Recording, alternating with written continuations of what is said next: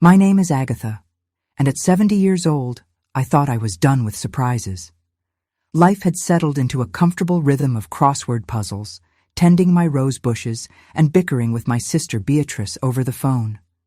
But comfort is a fragile thing, my dears, as fragile as a crystal champagne glass shattering against marble. That's the sound that started it all. A high, sharp ping that cut through the oppressive silence of the chateau, followed by the rain-like tinkle of 1,000 shards scattering at my feet. I looked down at the glittering pieces, then up at my granddaughter, Clara. My sweet, brilliant Clara, who used to build rocket ships out of cardboard boxes, was on her hands and knees, scrubbing blood from her scraped knees with a filthy rag. The man who stood over her, the one who dared to call himself her husband, a smug little princeling named Laurent, had the audacity to be holding another full glass, a smirk playing on his lips as he watched her work. Well, I've never been one for standing on ceremony. I threw my own glass down, let the mess be symmetrical, and I marched straight toward him. I'm a stout woman, built for endurance, not for speed, but I moved with a purpose that made his eyes go wide. The look of pure terror that flashed across his face, just for a second before he could hide it behind his mask of arrogance, told me everything I needed to know about what was going to happen next. But let me back up. Let me tell you how a retired librarian from Milwaukee ended up plotting revenge in a mansion in the French countryside. Because the story of how I got there is almost as wild as what I did about it. It had been 4 years, 4 long years, since I'd hugged my Clara goodbye at the airport. 4 years since she'd married her handsome Frenchman, Laurent de Villiers, and been swept away to his family's estate. 4 years of emails that always arrived in the dead of night, filled with vague pleasantries about garden parties and the weather. 4 years of phone calls that lasted exactly 5 minutes before she'd hurried off, claiming a prior engagement. I raised Clara after her parents, my son and his wife, were taken too soon in a car accident. I taught her how to tie her shoes, how to drive a stick shift, and how to tell a real friend from a fair-weather one. She was fierce and funny, the kind of girl who'd argue with a fence post if she thought it was wrong. So when her language became stilted, formal, filled with words like propriety and decorum, a cold little stone of dread settled in my belly. The trip had been my idea, a surprise. When my sister Beatrice passed and left me a little money, I didn't think twice. I bought a one-way ticket to Lyon and sent Clara an email. Her response was, strange. Dearest grandmother, how wonderful. Laurent's family is thrilled to host you. There is no need for a hotel. The chateau has ample space. Please just remember. The de Villiers are a very private family. Discretion is their watchword. Discretion. My Clara, who once told her third-grade teacher that her lesson plan was stifling her creative potential, was now using words like discretion. I should have known then. The flight was long, and the taxi ride from Lyon was longer. The chateau wasn't a charming cottage. It was a fortress of old money and cold stone, all sharp angles and manicured hedges that looked like they'd bite you if you got too close. Laurent met me at the door. He was tall, lean, with the kind of sharp, handsome features that belong on a coin. Madame Agatha, he said, his English perfect, his smile a practiced, bloodless thing. What a pleasure. Clara is resting. The anticipation of your visit has quite overwhelmed her. Delicate constitution. Delicate constitution. We were talking about the same girl who once wrestled a stray dog out of a storm drain. Clara had the constitution of an ox. I'd like to see her, I said, my voice sweet as pie, though every one of my instincts was screaming. Of course, but first let me show you to your room. You must be exhausted from your journey. He led me through a maze of hallways lined with portraits of grim-faced ancestors who all seemed to share Laurent's disapproving stare. The guest room was larger than my entire bungalow back home. It was beautiful, yes, but cold. A museum piece. Dinner is at 8, he informed me. The family dresses. I trust you brought suitable attire." I looked down at my comfortable traveling slacks and gave him my sweetest smile. "Don't you worry about me, Laurent. I clean up just fine." His expression suggested he highly doubted it. When he was gone, I sat on the bed, the antique frame groaning under my weight. This wasn't the life Clara had described. She'd written about cozy kitchens and village markets. She'd never mentioned servants, formal dinners, or a room so silent you could hear the dust settling. At 7:30, I made my way downstairs in my best dress, a simple navy blue number I'd worn to countless library fundraisers. I was following the sound of murmuring voices when I turned a corner and stopped dead. There she was. In a shadowy alcove, on her hands and knees, was my Clara. She was wearing a faded, shapeless dress, scrubbing the marble floor with a bucket of soapy water beside her. But it wasn't just the sight of her that froze the blood in my veins. It was the fresh cuts on her hands, the way she moved as if every bone ached, the careful, pained way she held her right wrist. And then Laurent was behind me, that crystal glass in his hand again. "Ah, Madame Agatha," he said, a cold amusement in his voice. "You've discovered Clara's little therapy. She finds manual labor grounding. It connects her to simpler things." He took a sip of champagne as my granddaughter scrubbed, her shoulders rigid with a fear I could feel from across the room. In that moment, I knew 3 things with absolute certainty. My Clara wasn't a wife in this house. She was a prisoner. Laurent de Villiers was a monster who enjoyed her suffering. And before I left France, one way or another, I was going to burn his whole world to the ground. I moved before I even had a conscious thought.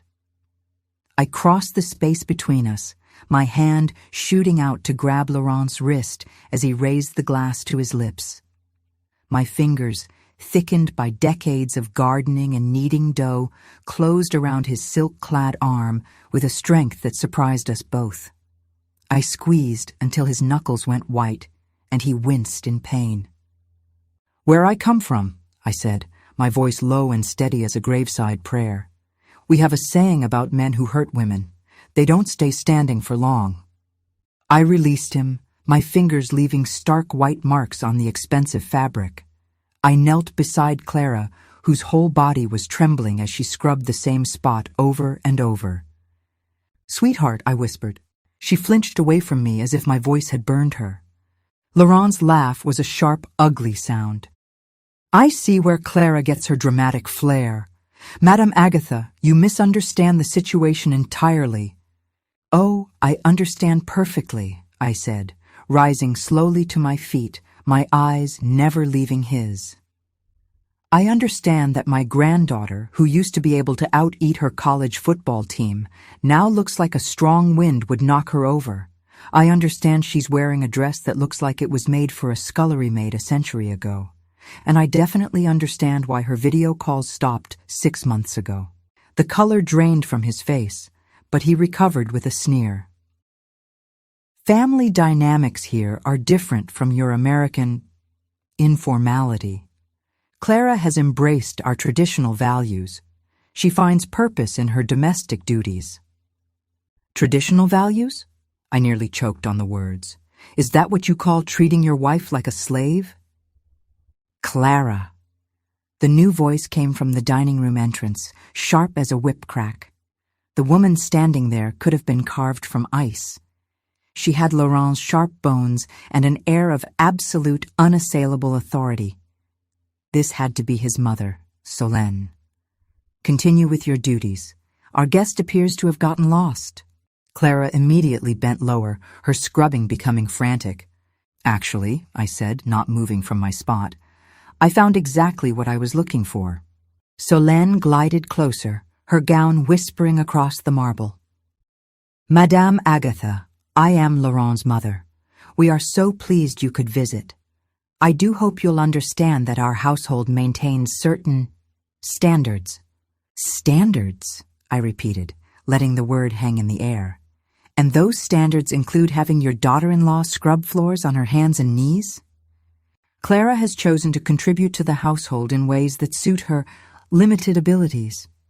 My Clara, who'd graduated top of her class in engineering, who spoke 4 languages, who could rebuild a carburetor with her eyes closed. Limited abilities?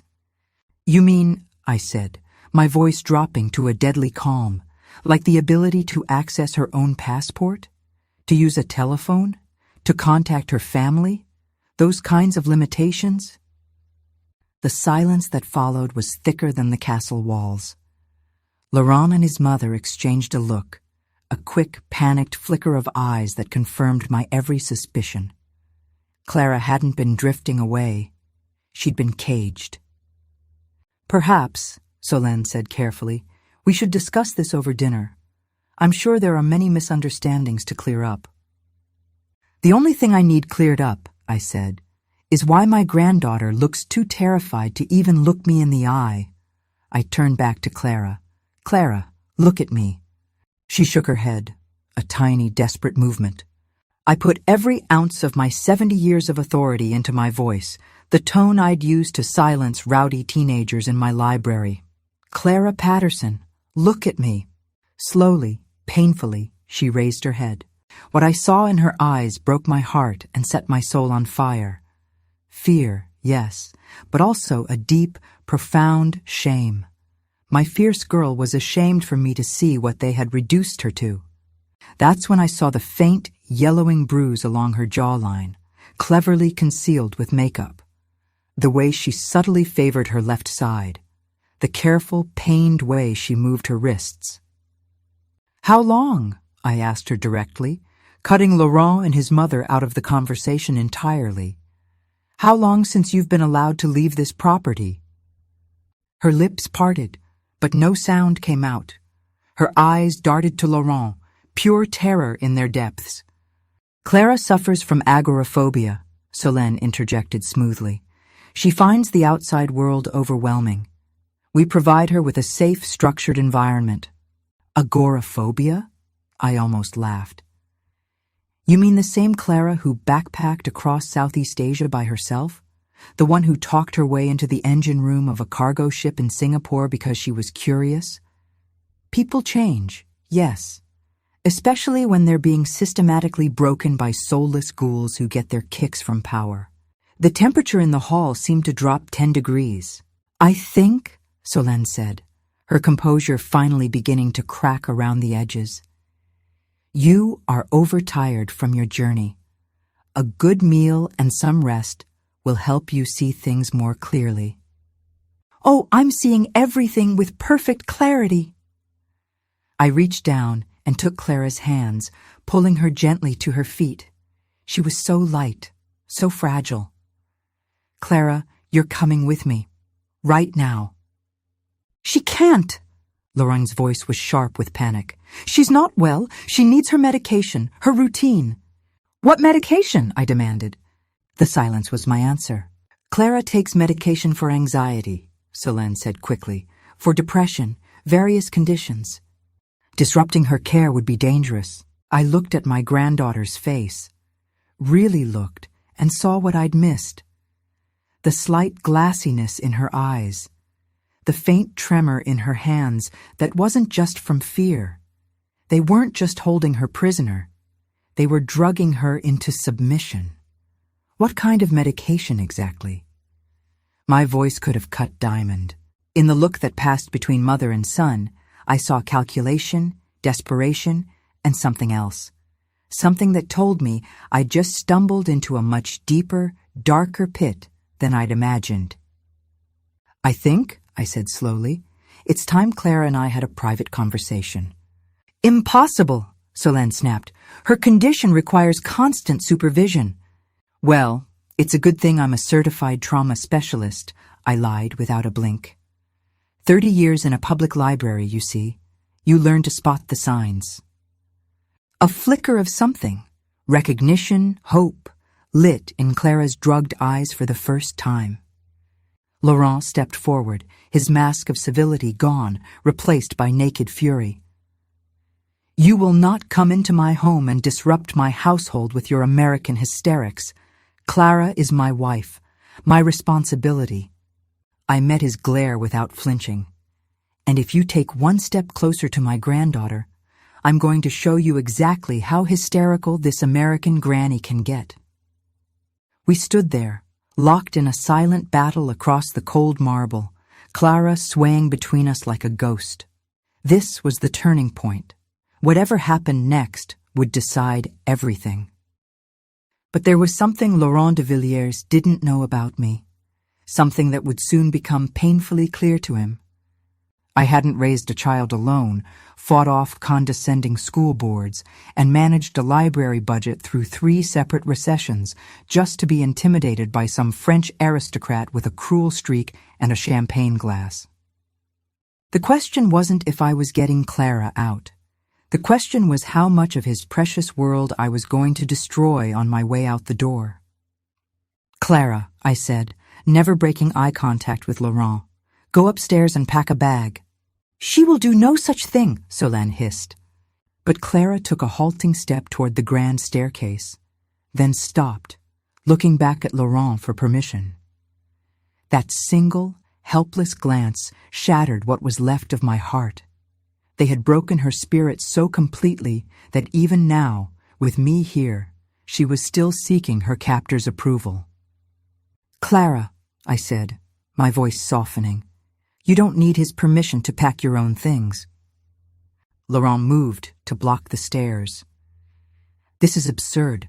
Clara, tell your grandmother you're happy here. Tell her this is the life you chose."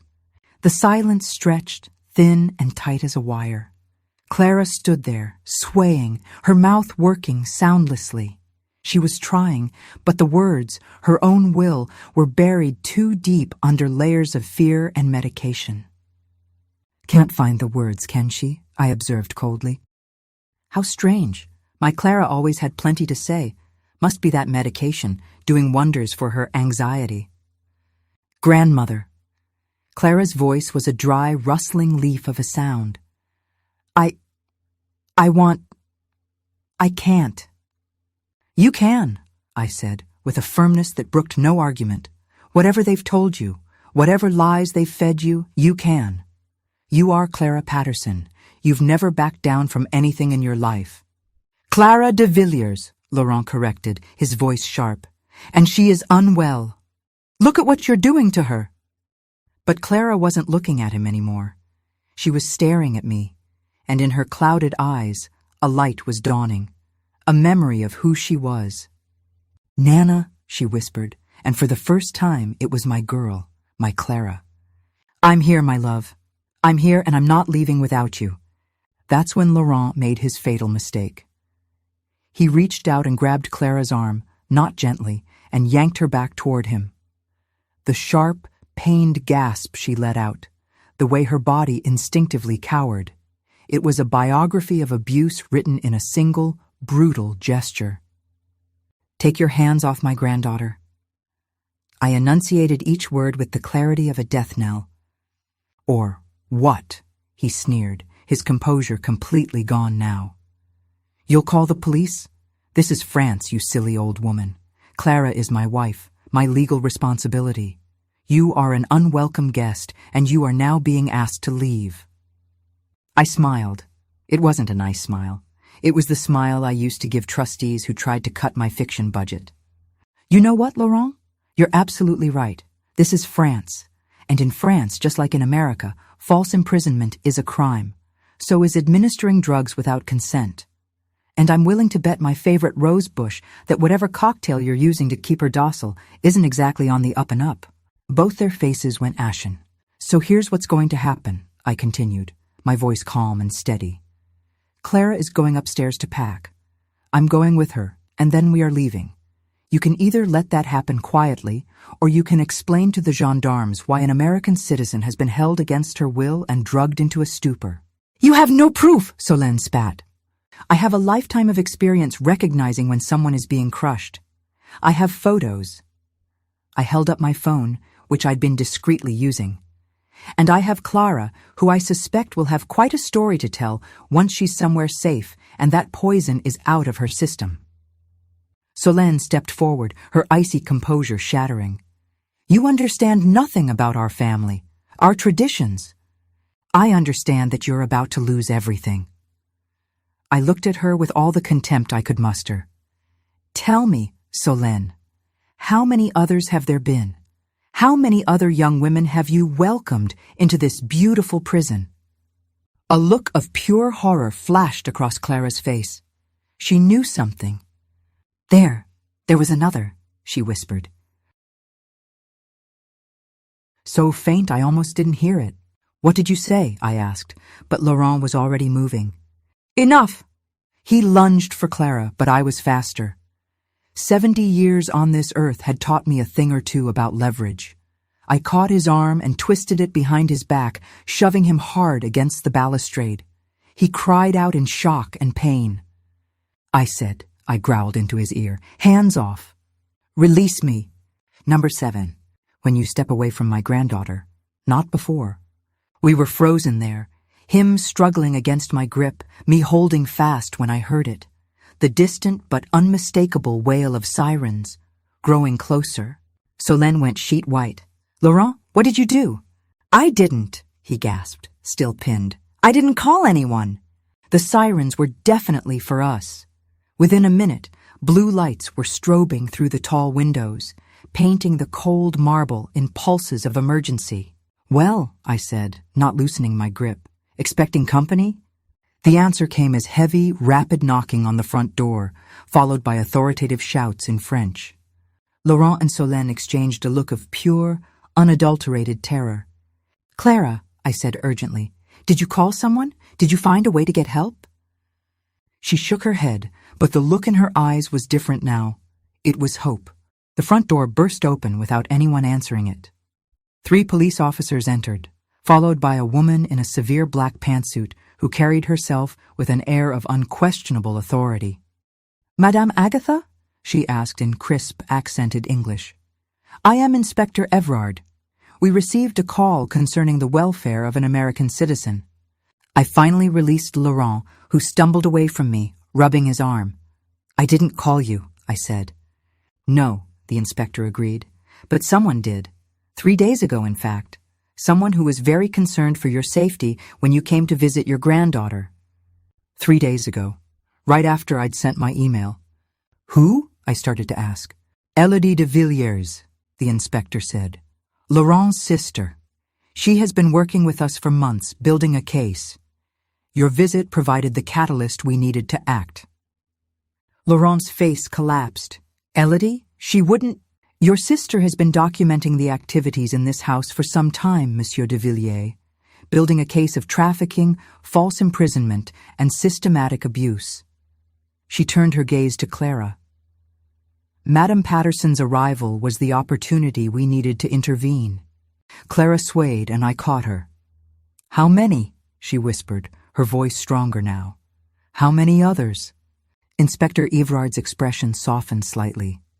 "That we know of, 5. All foreign women who married into prominent families and then vanished from all contact. 5 other daughters stolen. Clara," I said softly, holding her tight. "It's over. It's all over." She looked up at me, tears finally streaming down her face, washing away some of the shame, and I saw her, my real Clara, looking back at me. "Are you ready to make sure they pay for this?" I asked her. Clara straightened her shoulders. Despite the drugs, despite the fear, a spark of the fierce woman I knew returned to her eyes. "Nana," she said, her voice clear and strong, "I've been waiting for this moment for 2 years." That's when I realized my granddaughter hadn't just been surviving in this hell. She'd been a soldier, gathering intelligence, waiting for her moment to fight back. And the war was just beginning. The French police station was a whirlwind of harsh lights, strong coffee, and controlled chaos. They'd taken Laurent and Solène away in handcuffs, their threats and protests fading into the night. Clara, wrapped in a blanket, sat beside me, giving her statement to Inspector Everard. The drug haze was receding, replaced by a sharp, cold fury. "Madame Agatha," Inspector Everard said, turning to me after hours of debriefing. "We found the room, the one Clara told us about in the basement." My blood went cold. The room? A hidden chamber. It contains personal effects, passports, driver's licenses, journals, belongings of the women who came before her. I felt sick. They kept trophies. They kept control, Clara corrected, her voice hard. Proof of identity. Without it, who are you? Just a nameless, faceless woman in a gray dress. She looked at the inspector. Did you find the financial records? The lists? Inspector Everard nodded. We are analyzing them now. It appears the de Villiers family was part of a larger network. Families across Europe, targeting foreign brides, isolating them, and using legal and chemical means to effectively enslave them. It's a business model, I said, the horror of it settling deep in my bones. A disgusting, profitable business model. And we are going to burn it down, Clara said. She pulled a small, flat device from a hidden pocket in her dreadful dress. A recording device. 2 years of their conversations, their plans, their jokes, everything. I stared at my granddaughter, my heart swelling with a painful mix of pride and anguish. She had played the long game from the depths of her own personal hell. The video calls, I said, understanding dawning. The strange angles, the background. I was trying to show you the bars on the windows, she said softly. I was trying to show you I wasn't free. I took her hand, my tough, brilliant girl. I'm so sorry I didn't see it sooner. You came, she said, squeezing my fingers. That's what matters. Inspector Everard's phone buzzed. She listened, her expression growing grimmer by the second. She hung up and looked at us. The network is deeper than we thought. There are arrests happening in Italy and Spain as we speak, but we have a problem.